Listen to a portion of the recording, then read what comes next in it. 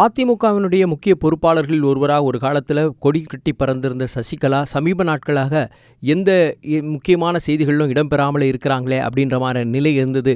அதிமுக தற்போது எடப்பாடி பழனிசாமி கையில் இருக்கிற நிலையில் அதிமுகவுடைய செயல்பாடுகளை தொடர்ந்து கண்காணித்து வர சசிகலா அடுத்த கட்டமாக என்னென்ன செய்யலாம் என்பது அவங்க தன்னுடையகளோட தொடர்ந்து பேச்சுவார்த்தை நடத்திட்டு வந்தாங்க. இந்த நிலையில் தான் சமீபத்தில் செய்தியாளர்களை சந்தித்தாங்க. அப்போது பேசிய சசிகலா 2-3 முக்கியமான விஷயத்தை செய்திருக்காங்க.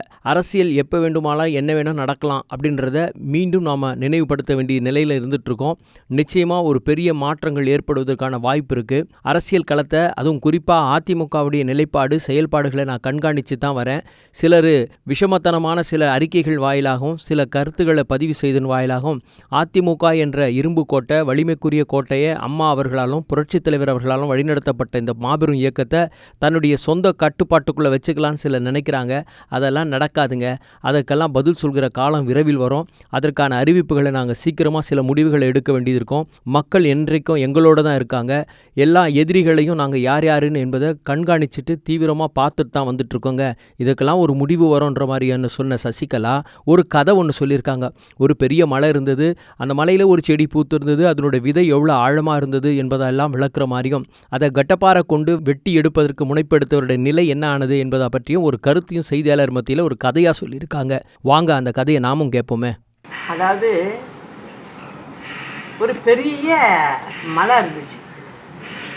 அது கருங்கல் மலை. ஒரு ஆள் என்ன பண்ணுறாரு, ஒரு பெரிய கடப்பாறை எடுத்துகிட்டு போகிறார். எடுத்துகிட்டு போய் என்ன பண்ணுறாரு, இதை உடச்சி இதுலேருந்து கொஞ்சம் கல்லை பேத்து எடுப்போம் அப்படின்னு நினைக்கிறார்.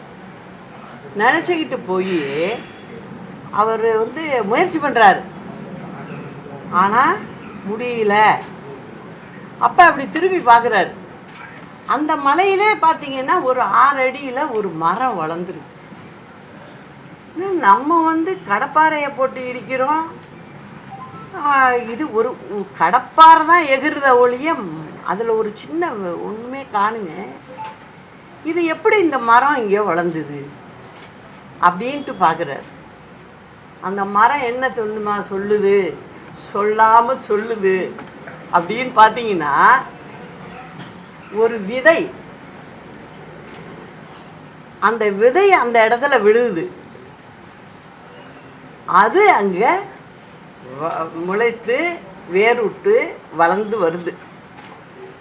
அப்போது அங்கே வேற ஒன்றுமே ரகசியம் இல்லை. அந்த விதைகிட்ட இருந்தது அன்பு மட்டுமே.